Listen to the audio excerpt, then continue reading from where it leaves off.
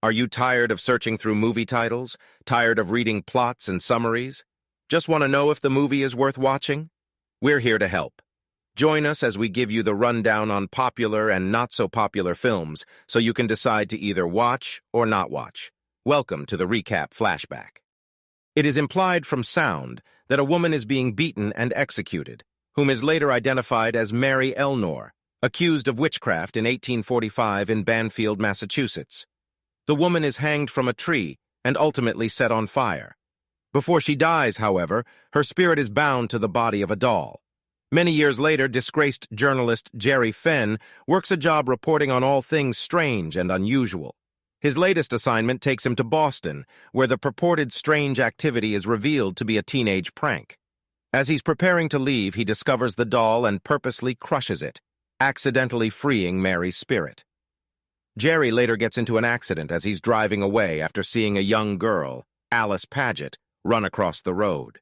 He follows her to the tree from the prologue, the site where he found the doll, and hears her speak before collapsing. When he takes her to a nearby church, he learns that Alice is deaf and couldn't have spoken. Jerry decides to stay in town to investigate what he thinks could be a real story rather than a hoax or prank.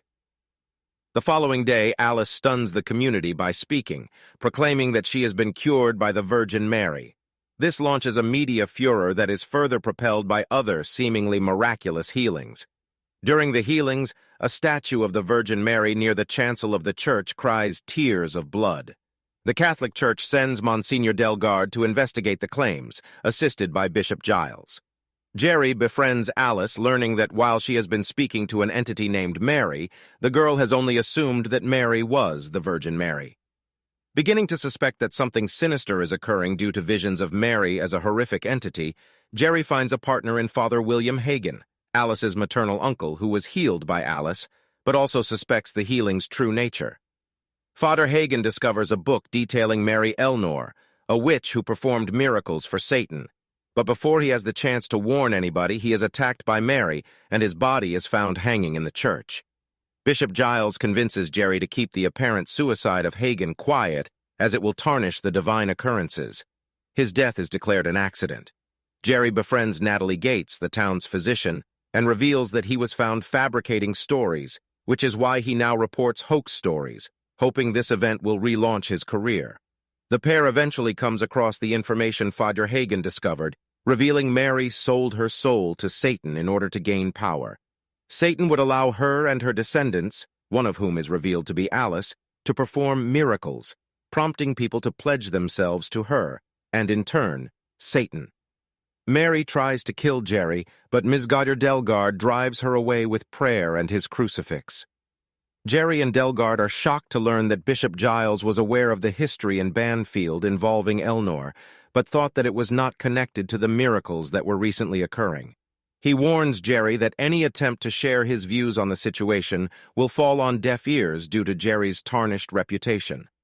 Alice, who they believe is unaware of Mary's true nature, wishes to hold a church service by the tree and broadcast it to the masses.